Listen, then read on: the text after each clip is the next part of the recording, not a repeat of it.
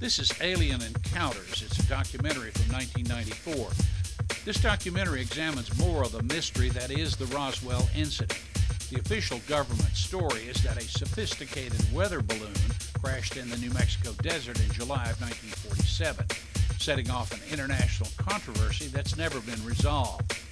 Many people continue to believe that it was a UFO with alien beings aboard. Some of those same people think that the evidence of the crash and the aliens were taken to Wright-Patterson Air Force Base in Ohio, where that evidence remains hidden to this day. What happened 47 years ago in the New Mexico desert? Did a UFO really crash in the middle of the night? And if it wasn't a UFO, what was it? And is the government covering up the story of the century? Well, one thing is for sure. There are an awful lot of unanswered questions, and tonight we're going to try and sort out facts from fiction concerning an alleged alien encounter out in the New Mexico desert, and also its connection to Wright-Patterson Air Force Base, plus a few startling evidence pieces that show that the story did not end there. On the morning of July 3rd, Mac Brazel finds some rather unusual wreckage scattered across his property. Whatever happened here in early July of 1947 has permanently linked Dayton, Ohio to Roswell, New Mexico. And it put a sheep rancher in Lincoln County at the center of one of the longest-running controversies in U.S. history. What did Mac Brazel find scattered across his property? Could it have been what the government first said it was, a crashed flying saucer? Wreckage scattered over a large area. Witnesses describing it as lightweight and super strong beams with strange drawings and foil-like material that had a memory. There were a lot of people that believed that we had something unique, otherwise we wouldn't have. Walter Haut was the Roswell Army Airfield Public Information Officer, and he was ordered to release the story that the government had indeed recovered a crashed saucer on Brazel's ranch. His friend, intelligence officer Jesse Marcel, was one of the first military men at the debris site. Jesse had gone out to the ranch with Brazel and picked up a bunch of material and brought it back to the base. That material was flown to General Ramey's office. And according to other reports, some of it came here to Dayton. A lot of this material, there were very few people saw. A lot of it was put on trucks out at the site, or covered, taken to aircraft, and the aircraft flown either to Wright Field or wherever else they may have gone. That's when the official story was changed. The Army Air Corps said Brazel had found nothing more than a downed weather balloon, and they had pictures to prove it. Intelligence officer Major Jesse Marcel was ordered to pose for pictures with some of the wreckage and told not to talk to the media. If it was a government plan, it worked. The story died. It was nothing very serious. I think most people took it as an honest mistake made by the people off the base. For many years, no one in this New Mexico town thought much more about the story until a few of them started comparing notes. Jesse Marcel talked to Walter Haut and admitted he didn't buy that crashed weather balloon story. He was very, very adamant. What we picked up and brought into the base was not of this earth. You could not change his opinion. This was not of this earth. We don't have the technology to develop anything like this. Materials that were so thin, they were like foil that you could crumple up in your hand, and when you released it, it went back to its original form. Had a memory built in it. Go ahead and get out of here, and get out of here as fast as you can. And in a rare interview, mortician Glenn Dennis told me he remembered getting some strange calls from the base mortuary officer around the time of the Brazel discovery. He called and wanted to know, he said, "What's the smallest size hermetically sealed casket that you keep in stock?" And then again, here again, I said, hey, what have you guys got out there? Later that day, while on an ambulance run to the base hospital, Dennis saw strange wreckage in the back of 2 Army ambulances parked outside this emergency room door. And an Army nurse, who was a close friend of his, told him that she had been part of some strange activities going on in the hospital that day. And what they wanted her to do was write down what they were doing. And on one gurney, there was a crash bag that had 2 small, little, very mutilated bodies. And then on the other gurney, there was a crash bag there that was unzipped, and it had a little body, she said, that was almost complete. It hadn't been mutilated. She claimed they were doing an autopsy on that one, a body that was not like anything she had ever seen before. She described some very unusual features that were not human. It only had 4 fingers, and on the tips of it were little pads, and then it looked like very small, minute little suction cups. And they described the arm as much larger here from the human and a very short joint up here, and the head was very large. The eyes were very sunken in. But what were they? Dennis was told by a high-ranking military officer that they were indeed something special. He said the bodies were definitely aliens. All right, so what did Mac Brazel really find out in the desert? The weather balloon doesn't carry passengers, and it wasn't all that secret. And where did the bodies come from? What about those reports as well that both wreckage and alien bodies were shipped to Wright-Patt? Well, coming up, we'll try and track down exactly what was and was not shipped here, and why the Roswell case is still under the microscope after all these years. Plus, we're going to find out what the Air Force has to say on this possible alien encounter.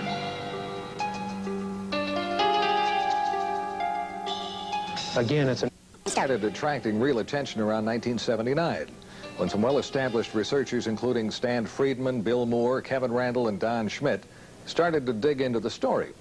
Witnesses talking about another crash site miles from the Brazel Ranch and alien bodies.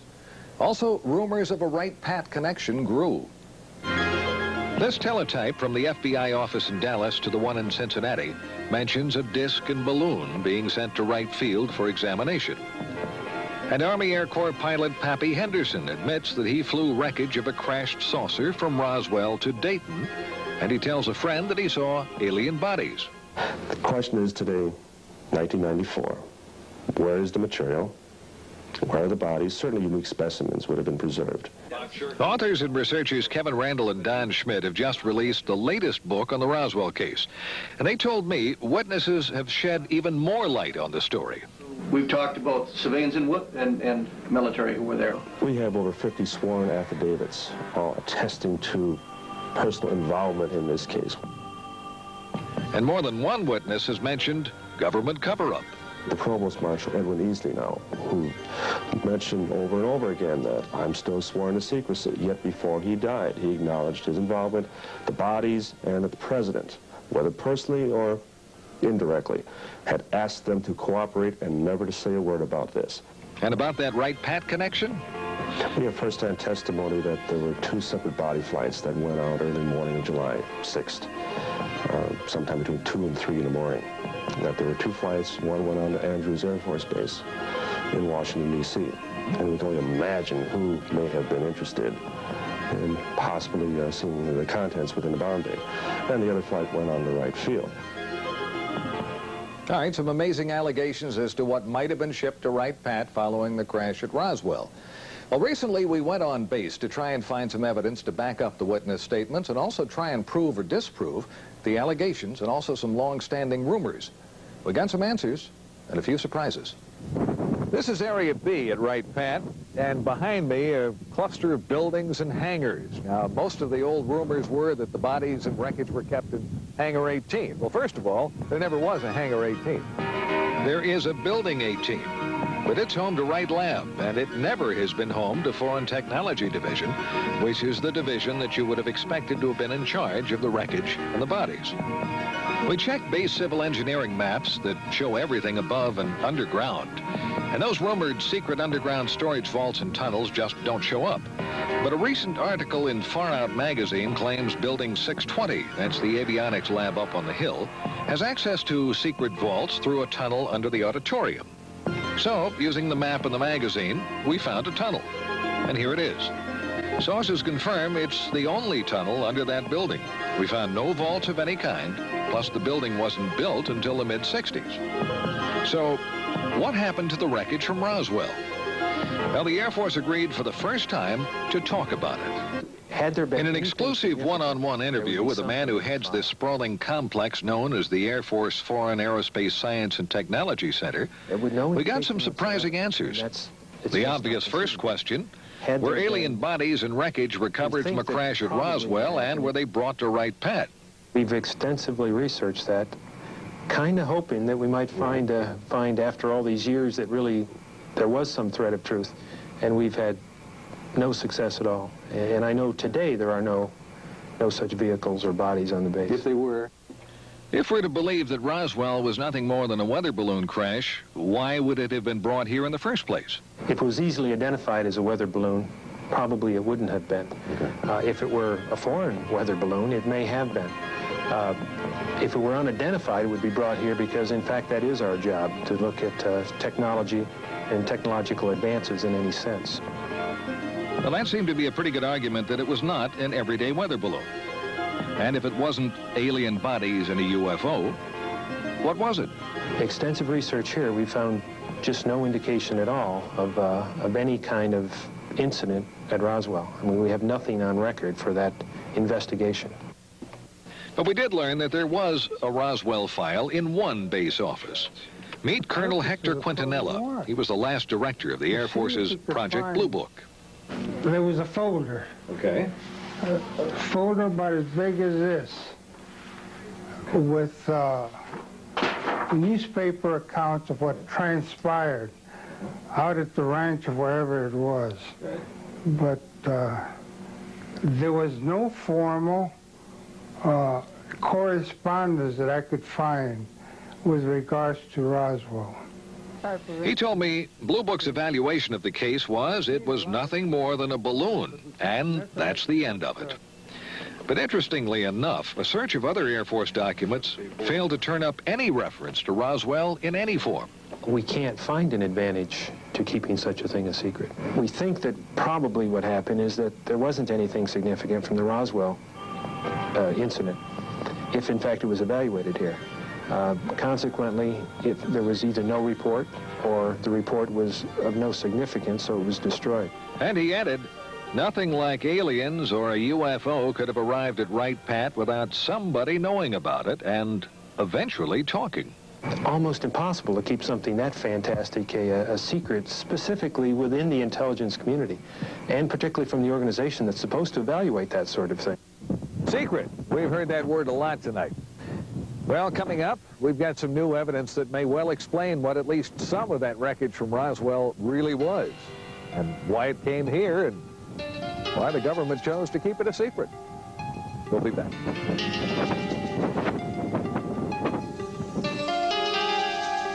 The official story was nothing more than a weather balloon that crashed near Roswell, New Mexico back in July of '47. And there are as many theories as there are UFO investigators, but every one of them agrees on one fact. Something unusual crashed right here on Mac Brazel's ranch near Corona, and the government covered it up. And they also claim more wreckage and bodies were found at other locations. First site mentioned near the plains of St. Augustine, that was way over in this area. And the most recent site, Randall and Schmidt's brand new theory, is closer to Roswell, probably about this area. Well, we've uncovered a pretty good explanation for at least one crash, the one on Brazel's property. If you look at Mac Brazel's original description of what he found on his ranch, lightweight beams with strange purple markings that resembled flowers and foil-like material that kept its shape, our investigation found that that matches the type of materials used in a top-secret high-altitude spy project known as Mogul. It was far different in materials and mission from any common weather balloon. Now, let me show you the difference. Coming up is a drawing of a Mogul weather balloon, one of the configurations. A lot of balloons, suspended pieces down here, exotic materials, and from top to bottom, it stretched over 600 feet. And it was designed to spy on the Russians to keep track of their nuclear tests. And it had an above top secret project clearance. Now, Mogul project manager Professor Charlie Moore told me it was not uncommon for that giant Mogul balloon to be mistaken for a UFO. When Moore and his mogul team learned of the flap over the Roswell incident, he said they laughed, but they kept quiet about their project. Moore identified the wreckage in the Jesse Marcel picture as a Mogul ML-307B that had been launched from Alamogordo, New Mexico. He confirmed a crash would have spread wreckage over a large area. And why wouldn't anyone have recognized it? Well, Moore said no one around Roswell had ever seen one. Moore was even cleared to know about Mogul flights. And that's probably why the wreckage was sent to Wright Pat. Now, there's one more twist that tends to back up the Mogul theory. The former top man with Project Mogul, Colonel Marcellus Duffy, was at Wright Pat when the Roswell wreckage arrived. He recognized it, but that story never got out. According to another former Mogul officer, retired Air Force Colonel Albert Tchaikovsky, Colonel Duffy could not talk about it because of the secrecy. So, if it was a giant Mogul spy in the sky that went down on Brazel's ranch, something else must have crashed nearby, something with small passengers. Mogul officials can't explain that. Well, more than a few witnesses claim they saw bodies. Like a man identified as a former Air Force physician who related what an intelligence officer told him about strange bodies and a Wright Pat connection. The beings on that spacecraft, he relates, were not anything that he could identify from our planet. They did not appear like any human being he'd ever see, but they were obviously not anything else. So they obviously were living human beings, and some of them were injured, most of them were dead.